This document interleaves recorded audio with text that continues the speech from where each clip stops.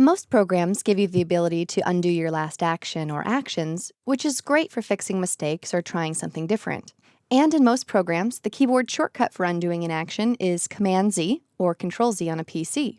So if, for example, I delete a clip, I can just press Command Z to undo that.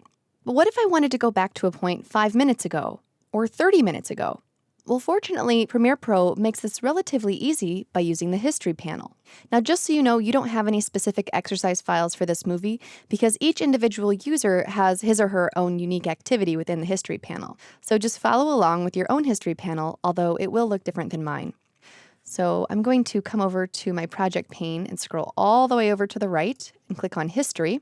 And at the bottom here, it tells me how many undos I have available to me. This is based on how many recent actions I've done.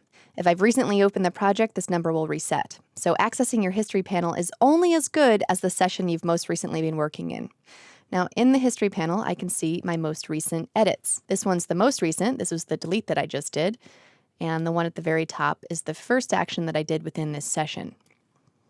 Now, seeing my recent edits helps me in one of two ways. One, perhaps I just need to take a look at my list of actions to refresh my memory on how I got to a certain place.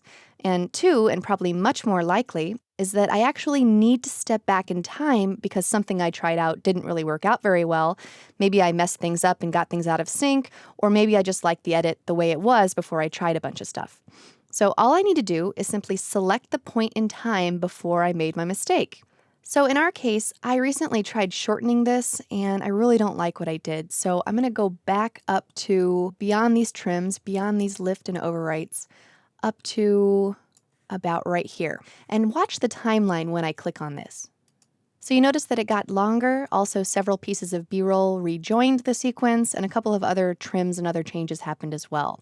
Now you'll notice that everything before this point is white, and everything beyond this point is sort of grayed out. However, I can go forward if I want. If this is too far back, I can come down here and click here, and it's going to go forward. So it's sort of back and forward, and if I need to go a little bit further, you can see that the changes are happening in the timeline, but also I'm sort of accessing these various points in time. So once I'm happy with where I'm at, I can continue editing just as before. Now, one thing to keep in mind, however, is that as soon as I make my first new edit, everything that happened after my reset will disappear and all of my new edits will start from that point. So take a look here, and then I'm going to make an edit. Okay, so you can see that it was truly a reset, and now all of those actions are gone, and this delete has taken its place. You can kind of think of it like a parallel timeline that you can't go back and change, sort of Back to the Future style. So needless to say, the History panel is a really useful tool, whether you just need to go back and check how you got to where you are, or even more so if you need to jump back in time and access an earlier point of your editing process.